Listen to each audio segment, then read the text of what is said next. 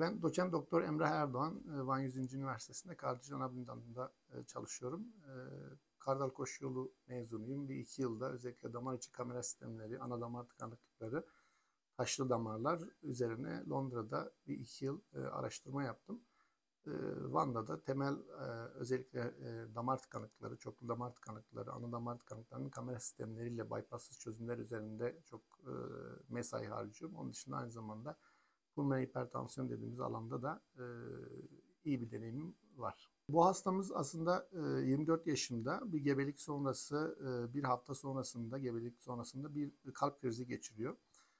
Gebelik sonrası gerçekten böyle kalp krizleri özellikle damar yırtılmasına bağlı oluyor ama bunun tanısını iyi koymak lazım. Normal yetişkinlerde olan kalp krizleriyle karıştırılmaması gerekiyor. Karıştırıldığında tabii ki tedaviler de burada farklı. Bu hastamız Batman'dan orada yakın bir ildeki bir üniversite hastanesine giriyor. Ciddi bir kriz geçirmiş, damarı tıkalı, gebe hasta. Tabii gebelikte bazı streslere bağlı damar yırtılmaları oluyor. Hastaya bypass deniliyor ama tabii krizden sonra 3 gün geçmiş. Aslında hasta krizi yemiş, kalp yetmezliği var, hafif böyle bir şok durumu var. O süreden sonra özellikle damar yırtıklarında bunlar böyle bir iki ay sonrasında kendi kendine iyileşebiliyor. Hani bunun tanısını iyi koymak gerekiyor. Yoksa bir ay sonrasında diyelim ki siz bu hastaya bypass yaptınız.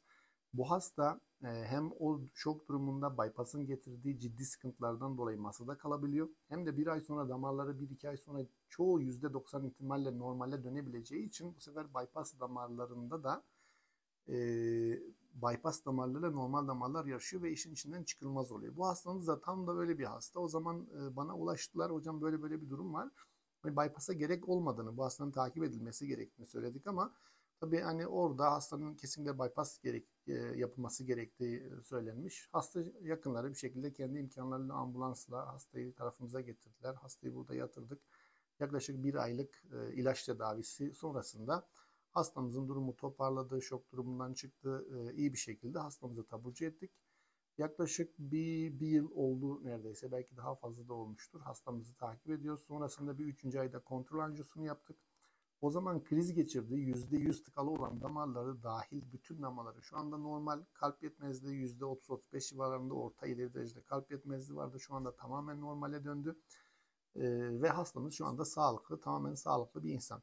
Şimdi burada asıl önemli olan bu tür hastaları normal yetişkinlerde, büyüklerdeki aterosklerotik damar hastalığıyla karıştırmamak gerekiyor. Damar yırtıkları nasıl mesela şu anda belki gündemde sıra süreyenlerin aort damarı yırtıldı. Bu damarlar aynı zamanda kalbi besleyen küçük damarlarda da yırtıklar oluşabiliyor ve bu yırtıklar oluştuğunda kan normal olan damarda damarın katmanları içerisinden birikip damarı tıkayabiliyor ve bu tıkanıklıklar krize sebep olabiliyor. Bunların tedavisi normal yetişkinlerdeki damar tıkanıklarından farklıdır.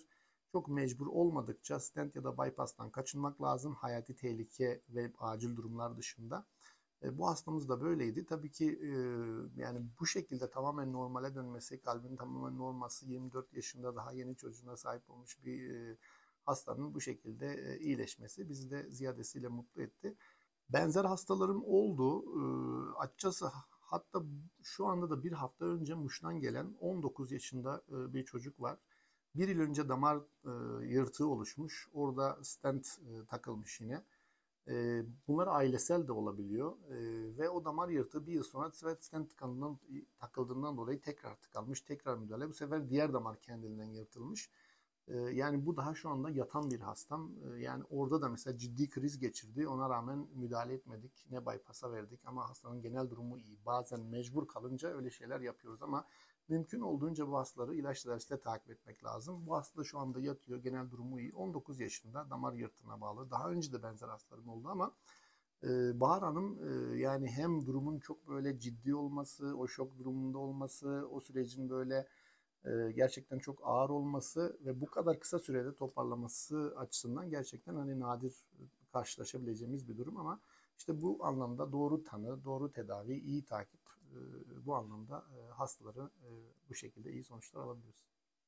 Ben Ömer Yentürk, Dicle Üniversitesi'nden mezunum, İktisat Bilimi mezunuyum. Şu an serbest meslek, kendi işimi yapıyorum. Bir bebeğimiz oldu 2023 Ekim ayında. Buna bağlı eşim kalp krizi geçirdi evde bir göğüs sıkışıklığıyla beraber onu hastaneye kaldırdık. İluh Devlet Hastanesi'ne. Orada müdahale edildi. Kalp krizinin geçirildiğini söylediler. Oradan da araştırmaya bizi sevk ettiler. Anjiyo yapıldı. Damarların ince olduğunu söylediler. Bypass yapamayacaklarını belirttiler. Oradan bizi Diyarbakır Dicle Üniversitesi'ne sevk ettiler. Oradaki hocalar bypass yapılacağını söylediler. Eğer bypass olsaydı hastamız Allah korusun masada kalabilirdi. O esnada da psikolojimiz pek iyi değildi. Aile olarak çok kötü bir evrede atlattık. Ondan sonra Emrah Hoca'yla iletişime geçtik bir şekilde. Sağ olsun Allah kendisinden razı olsun. Hastamızı kabul etti. Ambulans karayoluyla hastamızı Van'a getirdik. Van 100. Yıl Üniversitesi'ne getirdik. 24 günlük bir tedavi süreci sonucunda eşim normale bindi, düzeldi. Şu an çok şükür Emrah Hoca sayesinde durumu çok iyidir. Bu durumdan da biz çok memnunuz. Her ay rutin kontrollerle getiriyoruz. Şu an herhangi bir sıkıntısı yok çok şükür.